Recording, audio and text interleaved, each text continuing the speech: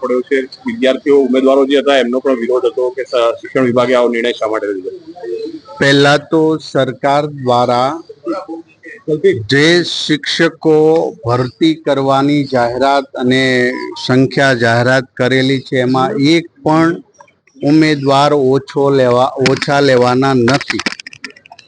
Granted અને સરકારી શાળામાં જ્યાં બદલી થઈ છે, જ્યાં નિવૃત્ત થયા છે, ત્યાં ભરતી પ્રક્રિયા થાય ત્યાં સુધી જે પરિપત્ર કર્યો છે એમાં નિયમ 3 યાની કે 3 નંબર પર લખેલું છે કે નવી ભરતી કરીએ કે શિક્ષક જ્યારે ભરતી થાય ત્યારે આપોઆપ નિવૃત્ત શિક્ષકને લેવાના છે એ છૂટા કરવામાં આવશે. પરંતુ જે વિસંગતતા હતી, થોડોક ઉમેદવારોના મગજની અંદર પણ એવું હતું કે અમારી જગ્યાએ એ હેતુથી મીડિયાઓએ પણ પોઝિટિવ વાત બધી જગ્યાએ મૂકી હેતુથી આજે એ પરિપત્ર અમે રદ કરીએ છીએ અને કર્યો છે.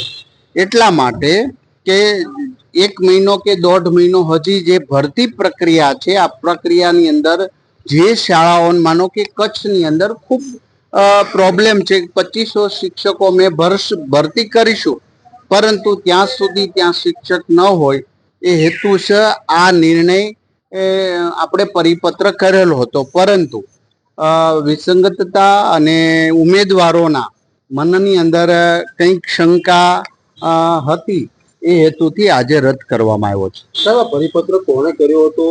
મંત્રીશ્રીઓને વિશ્વાસમાં લીધા હતા કે બારોબાર અધિકારીએ કર્યો તો શું? ના, કોઈ પણ પરિપત્ર થાય એ વિભાગ દ્વારા અને અમે બધા જ એમાં હોય છે અને બાળકોના શિક્ષણ 2 મહિનો કે મહિનો જ્યાં નવા શિક્ષકોની ભરતી ન થાય ત્યાં સુધી અમુક જિલ્લાઓમાં, કચ્છમાં ઘણી જગ્યાએ ખાલી જગ્યાઓ વધારે હતી. એ હેતુ છે અને પરિપત્રમાં સ્પષ્ટ લખ્યું છે નવા શિક્ષક અમે ભરતી કરીએ એટલે તુરંત જ એ નિવૃત્ત શિક્ષક છૂટા કરવામાં આવશે. પરંતુ આ પ્રશ્નનું સોલ્યુશન માટે એ પરિપત્ર રદ કરવામાં આવ્યો. વિચારણા કરી અધિકારીની ઉપજ હતી આ? નહીં